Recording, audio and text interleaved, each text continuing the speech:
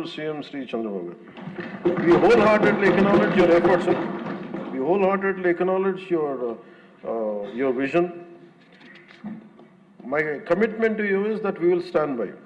మీరు అక్కడ హైదరాబాద్కి ఎంత కమిటెడ్గా చేశారో ఈ రోజున పెట్టుబడులు వస్తుంటే మన అమిత్ షా గారితో గౌరవ హోంమంత్రి అమిత్ షా గారితో మాట్లాడుతున్నాం మన మధ్య ఢిల్లీ వెళ్ళినప్పుడు. ఆంధ్రప్రదేశ్ చాలా చాలా రాష్ట్రం దేశంలోని అన్ని రాష్ట్రాల కంటే కూడా ఎక్కువ పెట్టుబడులను ఆకర్షిస్తుంది. దీని ఫలితాలు మీరు ఇంకొద్ది ఇప్పుడు కనిపించకపోయినా కానీ భవిష్యత్తులో మీకు చాలా అద్భుతమైన స్టేట్ కింద వస్తుంది అని చెప్పి మన అందరికీ మనస్ఫూర్తిగా వారి అభినందనలు తెలుసు. అలాగే ఈ రోజున కూటమి ప్రభుత్వం అధికారంలోకి వచ్చిన వెంటనే అమరావతి రైతులకు ఇచ్చిన మాట నిలబెట్టుకుంటూ రాజధాని నిర్మాణ ప్రక్రియను పునఃప్రారంభించాం. 25 మే 2వ తేదీన గౌరవ ముఖ్యమంత్రి శ్రీ చంద్రబాబు నాయుడు గారి నాయకత్వంలో గౌరవ ప్రధాని శ్రీ నరేంద్ర మోదీ గారి చేతుల మీదుగా పునర్నిర్మాణం పనులు ప్రారంభించాం. మౌలిక సదుపాయాల అభివృద్ధిని వేగవంతం చేశాం.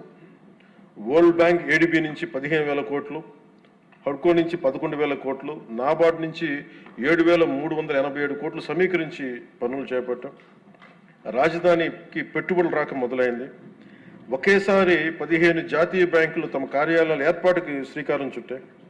మరో 28,000 కోట్ల పెట్టుబడులు వచ్చాయి. అమరావతి ఒక సాధారణ రాజధాని కాదు, ఇది ఒక ప్రజా రాజధాని. ప్రపంచ శక్తిగా రూపుదిద్దుకున్న రాజధాని అమరావతి ఆంధ్రప్రదేశ్ రాష్ట్ర శాశ్వత రాజధాని.